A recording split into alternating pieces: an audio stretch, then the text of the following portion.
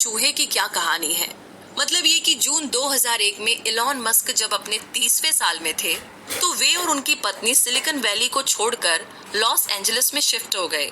उनका बनाया पेपाल एक सफल प्रोजेक्ट रहा था, तो अब वो अपने सपने स्पेस ट्रैवल और रॉकेट शिप्स पर ध्यान दे सकते थे। और इसके लिए लॉस एंजलिस से बढ़कर के कोई और बढ़िया जगह हो ही नहीं सकती थी, क्योंकि वहां का मौसम एरोनॉटिक्स के लिहाज से काफी अच्छा था। मस्क ने अपने जैसे ही कुछ लोग ढूंढ लिए। उन्होंने मार्स सोसाइटी नाम का एक ग्रुप भी ज्वाइन कर लिया था, जो मार्स पर जीवन की संभावना तलाश रहा था।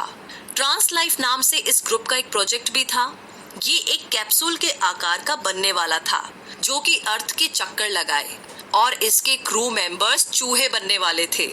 मस्क ने $5 लाख मार्स सोसाइटी और इसके प्रोजेक्ट के लिए दिए। उन्होंने सुझाव रखा कि ट्रांसलाइफ मिशन को मार्स तक ही एक्सटेंड करना चाहिए। एक दिन इलॉन मस्क नासा की वेबसाइट ब्राउज कर रहे थे तो उन्हें बड़ी गहरी निराशा हुई, क्योंकि मार्स एक्सप्लोरेशन का कहीं पर भी कोई भी एग्जैक्ट शेड्यूल या पुख्ता प्लान नहीं दिया गया था। तो इलॉन ने एरोस्पेस पर कई किताबें पढ़ी। उन्होंने रॉकेट शिप को प्लान करने के लिए टैलेंटेड इंजीनियर्स को अपने साथ काम पर रखा। उन्होंने कम बजट वाले रॉकेट्स का परफॉर्मेंस स्टडी किया, और उस टाइम के रॉकेट सिर्फ रशियन बनाते थे। बोइंग और लॉकहीड बहुत ज्यादा महंगे थे और बड़े से बड़े सैटेलाइट्स उठा सकते थे। तो मस्क का आइडिया था कि कुछ सस्ते रॉकेट्स बनाए जाए जो कि रिसर्च और कमर्शियल इस्तेमाल के लायक हो। तो जब ईबे ने पेपाल खरीदा था तो मस्क ने स्टील से $100 मिलियन की कमाई की थी। उन्होंने ये सारा पैसा मार्स के लिए रॉकेट शिप बनाने में लगा दिया। आगे जून 2002 में स्पेस एक्सप्लोरेशन टेक्नोलॉजी बनाई गई। इसमें इलॉन के साथ मार्स सोसाइटी के मेंबर और लॉस एंजलिस के वो सारे लोग जुड़े जो कि स्पेस एंथुजियास्टिक थे। स्पेस एक्स को लेकर के इलॉन बहुत एक्साइटेड थे। हालांकि इस दौरान उनके परिवार में एक बहुत ही दुखद घटना घट गई। उनकी पत्नी जस्टिन ने एक बेटे को जन्म दिया था, जिसका नाम नेविडा एलेक्जेंडर मस्क रखा गया था। लेकिन 10 दिन के अंदर ही वो बच्चा चल बसा। अब हुआ यूं कि एक रात इलॉन और जस्टिन ने बच्चे को बिस्तर पर सुलाया। नेविडा गहरी नींद में पीठ के बल सो गया था।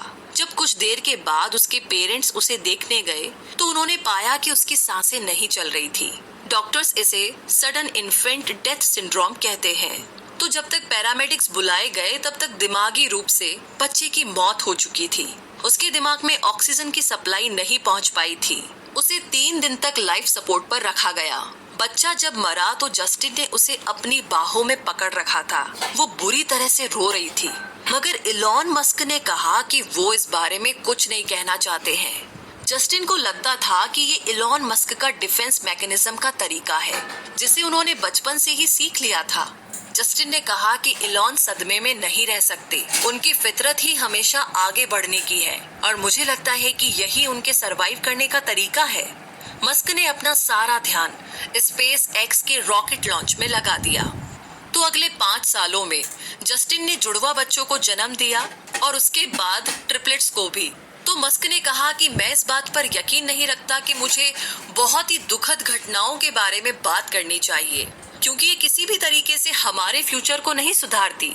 तो अगर आपके पास बाकी के बच्चों की जिम्मेदारियां हैं तो बीती बातों पर दुखी होने से आपका और आपके अपनों का कोई भला नहीं होने वाला है। इसी के साथ आगे 7th चैप्टर में आप जानेंगे कि सब कुछ इलेक्ट्रिक कैसे